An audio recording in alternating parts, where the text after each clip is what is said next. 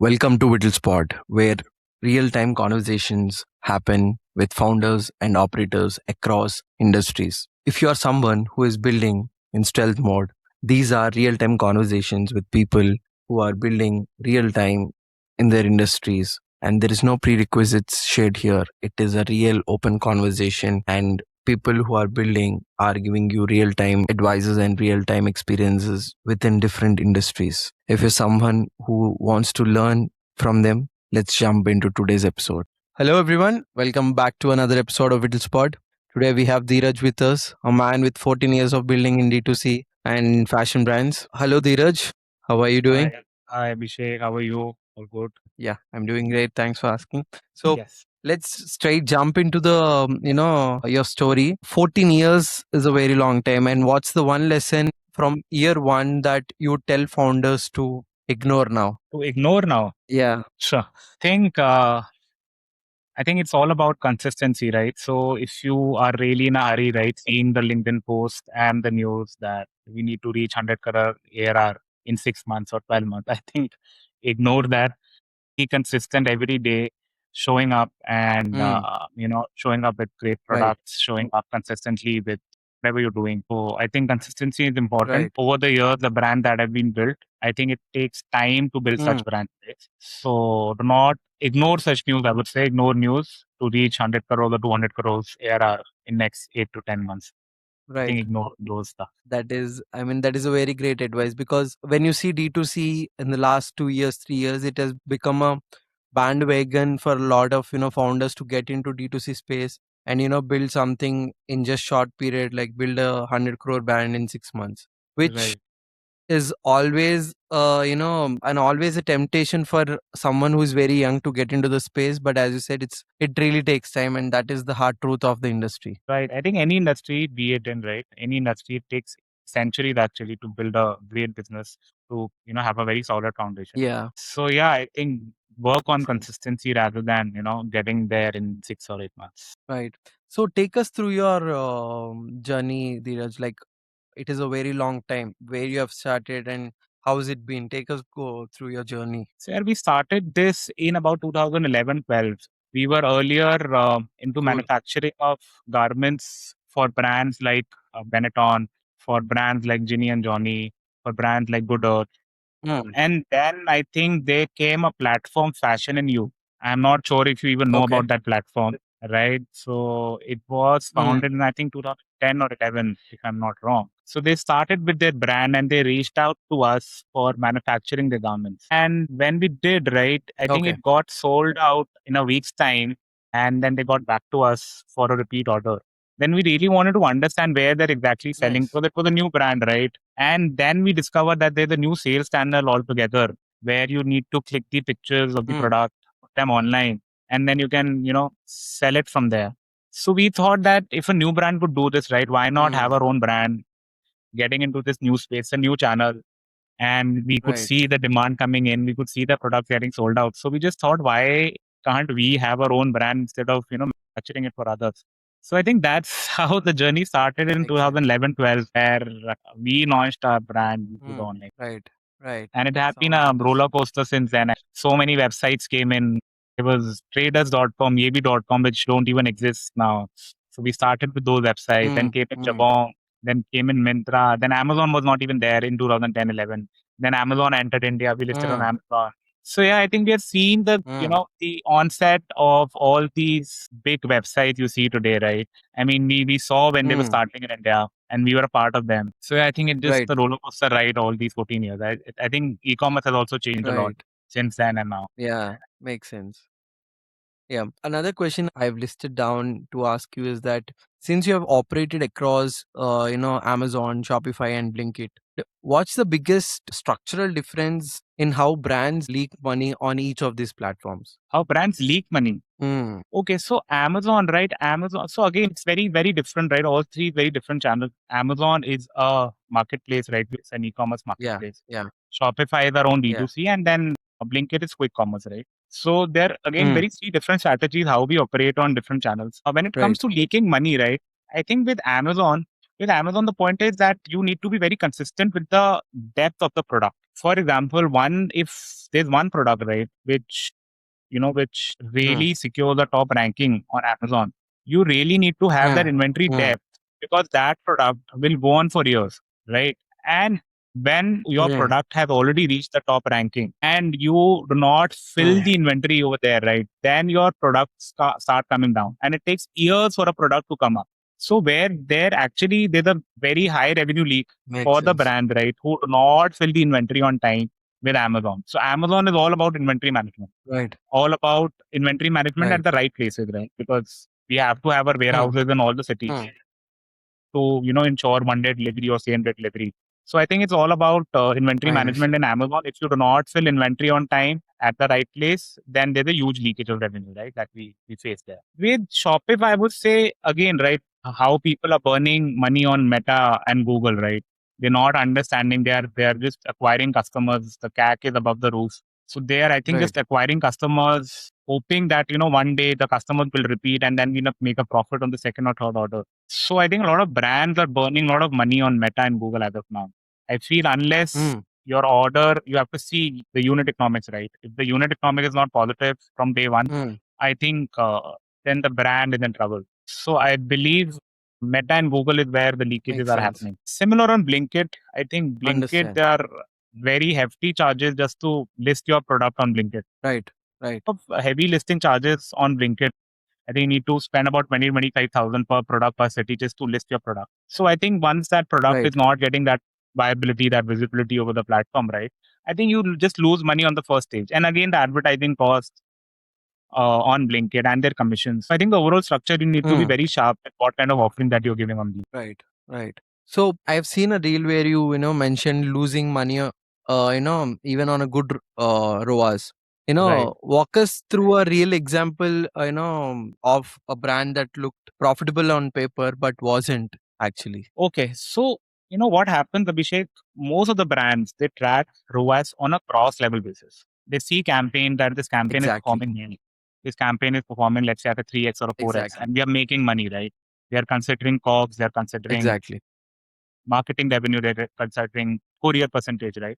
What I believe they're not considering is at that campaign, what is the RTO for that campaign, right? Mm, What is the customer return for that campaign? What is the repeat rate for that particular campaign audience that you're targeting? So many brands, I think they do not right, look at deep level analytics of every campaign. They right. always look at कि यार हमारा RTO 10% है या 12% है. But do we ever get Mm, into campaign level data कि यार कौन से campaign का 20% है, कौन से level का, कौन से campaign का 5% है RTO, right? Because there's a lot of right, difference. Usually when we right, do, if you understand meta marketing, I think when we usually do advantage campaigns or when we do, open campaigns, we get really good ROAS. right, But actually the return rate for those right. campaigns is very high. Mm, So on makes paper, sense. the Right, net ROAS might not be as good as it look on the meta dashboard. So we need to understand, track every campaign and get into the deep analysis of it. right.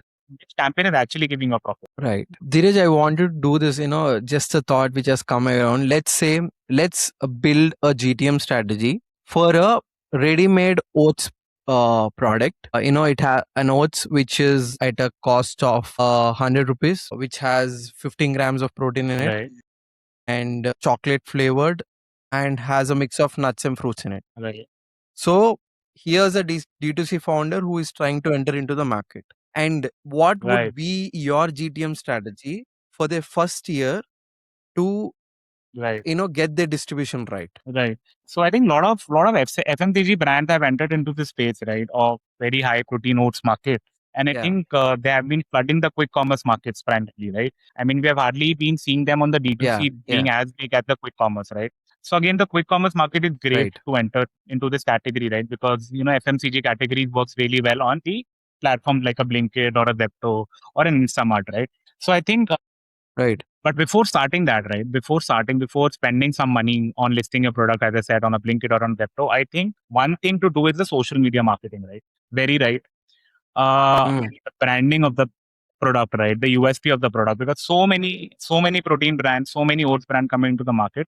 So I think first, what we need to do is some basic branding, very good basic branding, right? To just make people aware of the brand. mm, Then go to mm. quick commerce platforms like a Blinkit or a Zepto Right. Then go to places like Right. Amazon and Flipkart, where you hardly sell, right? I don't think so. Amazon and market, I think Amazon now and Flipkart minutes only I'm talking about. So again, all quick commerce Mm, marketplaces, right? mm, mm. And then probably have your own D2C brand, Instamart, right? But again, then have your D2C brand website for the presence of it, right? Not much of a Meta or Google marketing to be done over there. So I think go with very good social media marketing. Make sure what your Right. USP is. Make sure what your uniqueness is. What other brands are not providing. So Super U ने क्या अलग करा? No, how it performed so well because of the social media marketing. जो रणवीर सिंह को that energy that they brought in with that Mm, campaign, right? mm. And they first made it really big on the social media with the kind of campaign that they did, and then the sales automatically followed on all the platforms, right? And then now Yeah. we see Yeah. them True. everywhere, right? Every coupon, everywhere we saw Super U, right? So I Right. think the brand became bigger much before the sales came in. So I think it's very important Mm, for FMCG mm. brands now, because so many brands are coming in with same kind of characters of high proteins and oats and healthy breakfast, right? That we need to make sure that the brand is standing unique over there, and then probably the sales will follow. Right. But yeah, I think not of a D2C brand. I think more of a quick commerce play, right? For any FMCG brand. So, you say that the first. So, on the contrary, if we have to say, when is the right time for them in enter into Meta, Google ads? I think once they also have, apart from only quick breakfast, are other categories as well, right? Where I think people could wait for a Mm, day or to order that product and get it delivered. So I think, for example, when you order protein powders, right, then people I think can wait for a day or two, right. right, for the product to. But if you need anything very Makes instant, sense. like a breakfast item, right, then I don't think so D2C Mm, would make mm, sense, right? I mean, no D2C have ability to crack that kind of a delivery, right? That we could deliver it in the next 30 mm, minutes or mm, 60 minutes. mm, So mm, until we have mm, those kind mm. of products in the lineup where people could wait for a day or two to get the products delivered, I think that's the time where we should enter into the D2C play. I think till then, I think we should stick to Makes quick sense. commerce. Really makes sense. I mean, yeah. I think a lot of D2C founders are out there are going wrong at this, spending a lot on their own D2C platform than Right, making things right on being listed on all these quick commerce platforms. But also, Dheeraj, a lot of times hear from all of these brand founders is that listing has become very hard, and where in the same category there are many competitors which have been listed on the top. right, So that has also become a very big problem for everyone who wants to get into either Blinkit, Zepto, or Swiggy, Instamart, where they've been on a wait list and they want to figure out the distribution strategy, rather right, than just waiting on the wait list. And I feel that's the urge when they feel like I have to sell it on my website. So right. what is your thought on this whole If scenario? I would be there, right? So what I started with, again, having a social media plan and making very good awareness of the brand and the USP first, so that your brand Mm, stands out, right? Second, I think very strategically, now if you understand, right, mm, Blinkit operates in a city-wide level, right? It operates in tier one cities, in metro cities, then tier two and tier three, right? I'm not sure but tier three as of now, but tier one, tier two for sure, right? So now, for example, I need to make that research that which city does not have so much competition in terms of oats breakfast, in terms of high protein mm. breakfast. Because we living in metro cities, we only think of Delhi, Bombay, Bangalore, Hyderabad, Chennai, Pune. Why what Correct. we're not thinking of कि यार सूरत में कितना competition है कि सिर्फ मैं अगर सूरत में list करूं and I too. penetrate the market there, और let's say मैं राजकोट में जाके करूं या मैं बनारस में जाके करूं, I mean see the market is everywhere, right? Mm, तो mm. कंपटीशन नहीं है. आई वुड एक्चुअली स्ट्रेटेजाइज कि यार कहाँ पे डिमांड है बट उतना कंपटीशन नहीं है, and I can deep penetrate that market. Right. Abhishek, one market if done well, right, can become 100 crore business. Only one market done well. So you Niche. do Yeah. not need to be pan India to be 100 crore, 200 crore brand. Makes भी sense. Makes एक दो sense. Market आपने अच्छे से crack करा, और अभी high protein oats breakfast we are only looking from a metro perspective और अ टियर वन पर्सपेक्टिव. अगर हम अच्छे से रिसर्च करें on a tier two level, we could identify some cities जहाँ पे नहीं है, where the quick commerce is there, these categories are not present at large. I think we should focus on those categories और वहाँ पे penetrate करना चाहिए. It's a first mover advantage. Right. When you mentioned this, Dheeraj, I have seen a video of a VC company where the VCs invest and they talk about how did they actually did the investment in this company. So I've come across this video of a VC where he has invested in a supermarket which is of east of India. I think which is close to West Bengal or something, which is very close to there. There in a two-tier towns, these founders from India has built a large square feet of supermarkets, which Okay. nobody has cracked there yet. Okay. But usually, as a guy sitting in Hyderabad, for me, I think supermarkets are everywhere. Looking at all these biggies which are already there in the market, I feel they're everywhere in my town because in the state which I am in, they're already there. I Right. didn't know that they are not in this particular town, and there they are selling their own products, 60% of the portfolio and 40% different products. Now Right. they have created a category of a marketplace there itself, which is it which is not online and which is not like nobody knew that there was an opportunity there, right? Right. And the VC who is talking about this mentioned that there is a opportunity of these stores to grow to 100 plus in India itself, Mm. right? When you mentioned that there is opportunity everywhere, I think this is how the opportunities are in any part of the country, and you have to just get it right to place it in the right place where the demand is. Right. I'll give you a very example of a recent time. I was talking to Mm. a gym owner, and he Mm. was from Delhi. He had about 4 gyms in Delhi. Now Okay. he talked to me about a place, I think near Faridabad. And Faridabad is a very well-developed city, right, near Delhi, right? Right. Not very far off, very, very well-developed city. And he was talking to in a place where there are actually no gyms near that area, like Mm. no gym, right? Mm. And have a Mm. huge Mm. population. Mm. One local guy came Mm. in, right? He started a gym about there, about I think Okay. 10,000, 15,000 square feet. In about Okay. 24 months, Abhishek, he had so many members, Mm. that he had tripled the capacity of his gym, and now Mm. he's the leading gym in that area, and he's not allowing any big brand to enter into the space because he's acquiring space one after the other and building the market there. Now understand, where a market near Delhi, which is not identified by like the brand, right? Then Right. think about the remote places जहाँ पे लोग नहीं सोच रहे हैं। मतलब मेरे को लग रहा है कि दिल्ली के आसपास ही नहीं जब सोच रहे हैं लोग, तो forget Makes about the sense. remote places, right? So I believe there's a lot more opportunity. If you're not getting into a niche product category, I think get into a niche area and Mm. build your Mm. brand there. Makes sense. Yes. Yes. That I mean that is how I think for it. It is not compete yourself in an existing market, but create a market for yourself If the rather market than is being in an already there, existing. I think just showcase. I think there's just no competition there. I think the market is Mm. already there. Population is very, very evenly distributed in India. So I Right. think Right. market is already there. We just need to be present there. Exactly. And I also seen that you talk more about being a WhatsApp marketing expert. Right.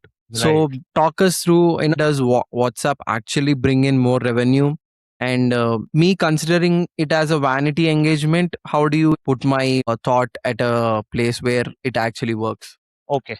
So I think WhatsApp will be the greatest acquisition channel in next years. And as of now, it Okay. is very, very penetrated. Why I say so? The kind of ROI, first of all, that we are Mm-hmm. generating on WhatsApp is 4 to 5 times of the ROI being generated on Meta or Google. First, for example, any brand who's doing about 4-5x on Meta, we are doing about 20-25x on WhatsApp. Same brand, right? And I'm not only talking about the abandoned cart journeys or abandoned checkout journeys. I'm talking about real campaigns where we are targeting their old customers, or we are Understood. targeting customers through people who visited their homepage, their collection page, but did not buy. So I'm sure you know, right, that there's a tool where we can Understood. identify anonymous users. Yeah. Come to your website, don't fill the information. We can Mm. identify those customers, reach out to those customers through WhatsApp campaign journeys, everything, right? That is actually a low funnel. That's a bottom funnel, right? That's a low hanging Mm. fruit, right? We really Mm. tap on those audience. Mm. Now, why I think and why I say WhatsApp will be the biggest channel. Now, imagine why Kunal Shah is being appointed as the global CEO for Mm. WhatsApp. Why? Yeah. Yeah. Yeah. Because they see India as the leading market for WhatsApp. Now, I don't know if you have been to China. Every Mm. transaction, e-commerce transaction happens on WeChat. Every Mm. grocery Mm. shopping happens on WeChat. Every e-commerce Mm. big electronic transaction happens on WeChat. And WhatsApp Mm. will follow the same route in India. We'll Mm. made sure that we follow the WeChat rule जो China में उन्होंने follow करा and every transaction is आपको पता है payment gateway आ रहा है WhatsApp पे right Yeah, why yeah, they are yeah. why they are bringing that right because they want to make that e-commerce transaction happen Okay, right so makes I sense. believe कि WhatsApp जो every day every user every generation is using it daily right day and night that will be the biggest channel of e-commerce transaction in the next 3 years and that is why the move has been made that is why he has become the global CEO because India is a very large market for them and they want to follow the route that WeChat followed in China and if you study closely the case study of WeChat every transaction that happens big or small happens through WeChat nothing else Hmm. so that's why I believe that WhatsApp will be the biggest channel, and that's why we are very, very keen on doing WhatsApp marketing, and right, and the kind of ROI that we are generating even now is much, much higher than what Hmm. brands are generating on Meta. Right. And now I think it's been an year, if I'm not wrong, that WhatsApp has also started paid marketing. Or it's how long it's been since WhatsApp has started paid marketing? No, it's been long. I think it's been 2 3 years. I think I've been doing it for the past 2 3 years. I think yeah, I think last 6 7 months we have been more aggressive on WhatsApp marketing. But I think WhatsApp got one rule that earlier you could any individual could receive as many marketing messages as possible in one day. Now it's restricted up to two. You can get only true marketing messages from any brand in a day in 24 hours. So that's the rule now. Earlier, it was not limited to any number. Right. No, but and also I was not talking about the messages with inbound messages, but I was talking about the The WhatsApp meta marketing, status. Yeah. yes. So it's been, yeah, you're right. It's been 8 to 10 months that WhatsApp Yeah. has been integrated with Meta, and then you can now, do Meta ads or the graphic ads Yeah. on WhatsApp as well. Yes, it's Yeah. been So eight to 10 months. how was it going? How was the ROI from that? How was it working? I think not very well from there as of now. Hmm. Again, because you're reaching out to a very, very cold audience, just like you're reaching out on Meta and Google, right? Broad. So the play is all about getting people from the low hanging fruit, from the bottom funnel, right? So we Hmm. usually do what the people who have visited the website or did not buy, did not add the product to cart. We usually target those and then get really good ROI. So the campaign marketing to WhatsApp has not been really good at this point of time. Hmm. Right. So when you said that, the payment gateway is going to be WhatsApp for every D2C in the future, how do how is that shift going to happen? How is like brands going to inculcate that payment gateway into their ecosystem? And what is the advantage do you think is bringing all these audience to, like are these brands being advertised to the consumers through WhatsApp? How is that conversional shift is going to happen? How, see, there are already marketing mediums all around, there is already marketing which is happening right now. Why do people have to choose WhatsApp as a payment gateway in the future, and why do brands have to choose WhatsApp as their payment gateway in the future? I think brands shift where the audience is, right? The maximum Mm, audience is there on WhatsApp, right? As I mm, said, right? I think everybody uses, right? In your family, I'm not sure how many people are using Google, how many people are using YouTube, how many people are using Snapchat or Instagram, but everybody uses WhatsApp, right? Every yeah, generation of family will use WhatsApp, right? So correct. where the actual audience is and where the largest audience is, the brand shift automatic. For example, I'll tell you what happened recently. Now, if you see, right, most people are shifting from SEO to Mm, GEO, right? Geo. Yeah. Right. That shift has already started happening, right? Now, brands and the agencies are now not pitching for SEO; they're pitching for GEO, right? That we need Mm, to mm, get your brand live on ChatGPT or Claude or any other AI platform where people search and your brand appears, right? mm, mm. So that's the shift that started happening because the people have shifted. The demand has Right, shifted. The audience have now shifted to ChatGPT or Claude or right, to AI. right, right. So I think when the demand shift, when the audience shift, I think brand automatically shift over there. We have already seen it in the past. I think it will happen with WhatsApp as well because that's where the audience is. Right, right.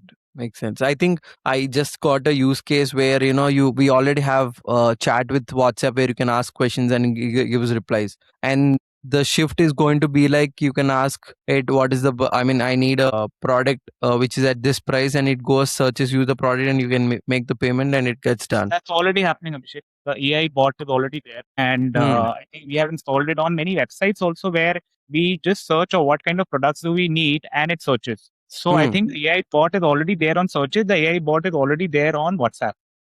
Right. So we are But the integrated. payment is the one thing which is going to be, So COD is killed. now there on WhatsApp. So you can place a COD Hmm. order. They give you an option that places COD order because you click Right. on that button and it places order on your D2C website. So that's already there, Hmm. right? It's only the, I think, the prepaid option which is still to be come up. I think once it Hmm. comes up, I think every the loop will be complete. So the AI bot is Understood. already there. The COD option is already there to place your order. Right, right, right. And biggest, fear of a D2C founder is, dispatching a COD order, because they're all Yeah.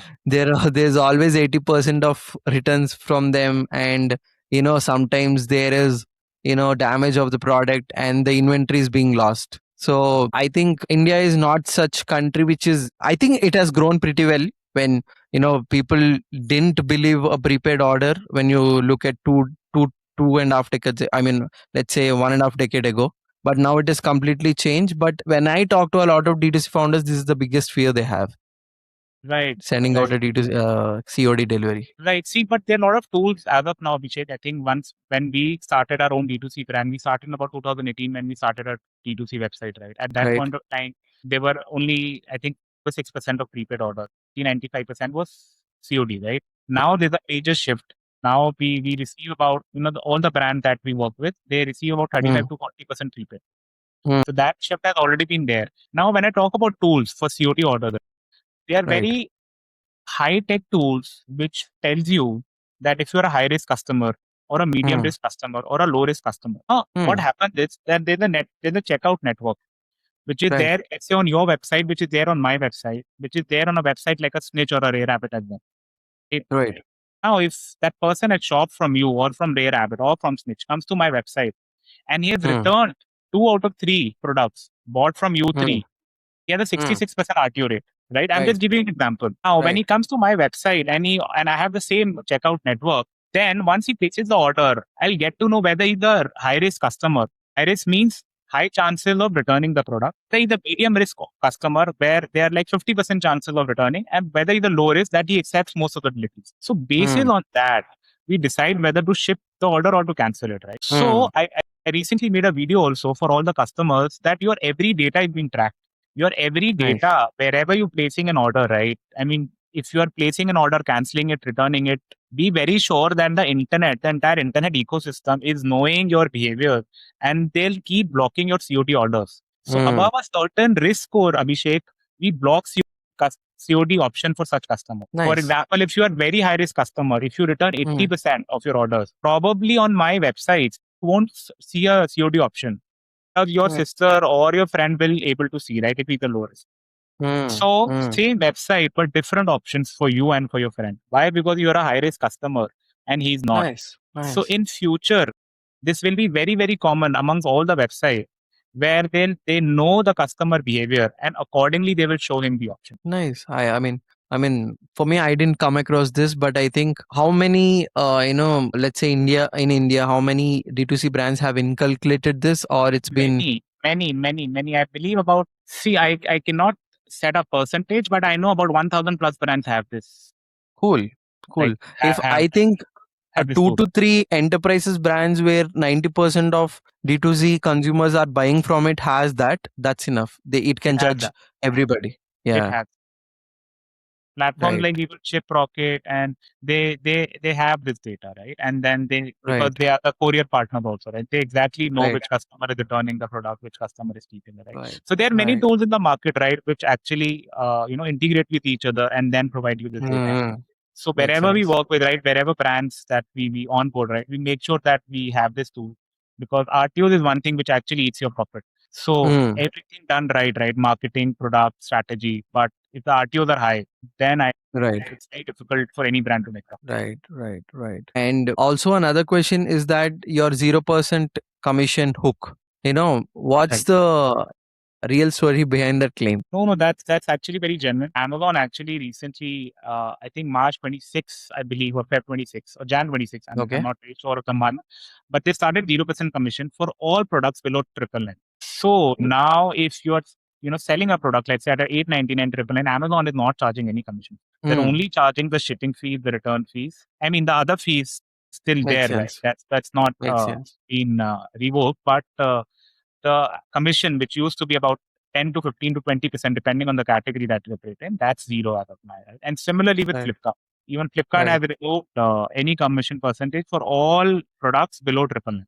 So Hmm. I think a very good time for new brands who operate Hmm. in this price range to list their products on marketplaces and start building their brands, because again they're saving on that 15-20% being paid to Amazon, Flipkart otherwise. So Absolutely. I think a great time for the brands to start. Makes sense. Makes sense. And also, let's say a D2C founder is coming with $50,000. I mean, let's say in 50 lakh rupees a year of ad spend, let's say a month Sorry, of ad spend to you. What's the first, if a founder comes up with you to you with a $50,000 of ad spend per month, which is 50 lakh rupees a month, what would be the first audit you would do for his brand or a product that and how do you segregate that spend? no, that's a new brand, or that's the brand already spending in the market, like with other agencies. That's a brand, I would say, which has a product market fit and he wants to scale. Okay, okay. So I think it's very simple, right? We keep 15% of the overall budget with Google. I think that's a standard practice that we do. But that also depends on the category. If it's a very high intent category, let's say luxury watches. So we did a brand with Mm, luxury watches very recently. And we usually do mm, 15% on Google, and the rest is on and 10% is about WhatsApp, and another 75 is with Meta, right? That's the usual mm, segregation that we do for all the brands. But now mm, let's suppose any brand or any category comes in with a very high intent purchase. For example, luxury watches. Now, Abhishek, nobody would spend, let's say, even a 20,000 or a 30,000 seeing a Meta ad instantly, right? It's not an mm, instant purchase, right? mm. You'll Yeah, search on Google, yeah, the best watches under 20,000, the best watches under 30,000. With such categories, right, spends on Google, reach as high up to 40%, right? Because now you right. need to be present on Google where actual searches are happening. Other than these categories, Mm, we usually standardize it at a 75 for Meta, 10% for WhatsApp, and 15% for Google, right?